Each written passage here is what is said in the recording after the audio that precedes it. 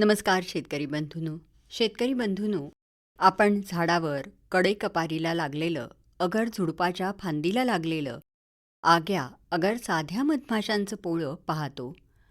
त्यापासून शेतकरी बांधव किंवा आपले आदिवासी बांधव पोळ्यावरच्या माशा हाकलून मध घेतात आणि माशांचं घर म्हणजेच पोळं हे फेकून देतात. पण ही पद्धत अतिशय चुकीची आहे. शास्त्रशुद्धरित्या सातेरी जातीच्या मधमाशांचं पेटीत पालन करून या व्यवसायातून आपण अनेक फायदे मिळवू शकतो. एका वसाहतीपासून दरवर्षी 4 ते 10 किलो मध मिळतो.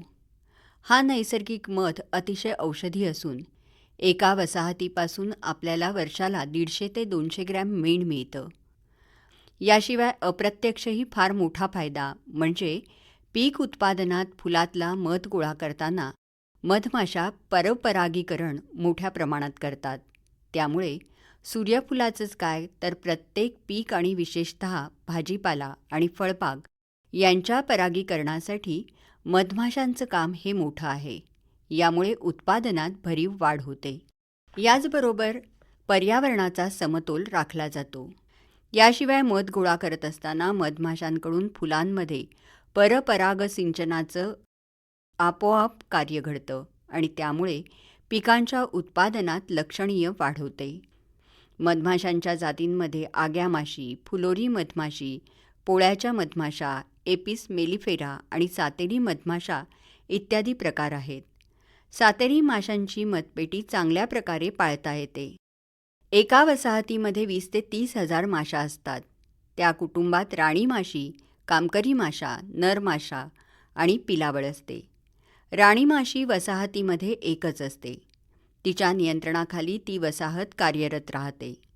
राणी माशी संयोगानंतर 24 तासांनी 2 प्रकारची अंडी घालते, फलित आणि अफलित. फलित अंड्यातून कामकरी आणि अफलित अंड्यातून नर माशा तयार होतात. कामकरी माशा 1 ते 1.25 किलोमीटर अंतरातल्या फुलांचा मकरंद गोळा करण्याचं काम करतात. याशिवाय साफसफाई करणाऱ्या माशा, बांधकाम करणाऱ्या, वारा घालणाऱ्या, रक्षण करणाऱ्या माशा वसाहतीमध्ये असतात.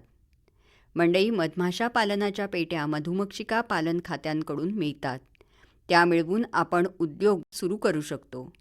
2 वसाहतींमध्ये 10 फूट अंतर ठेवावं.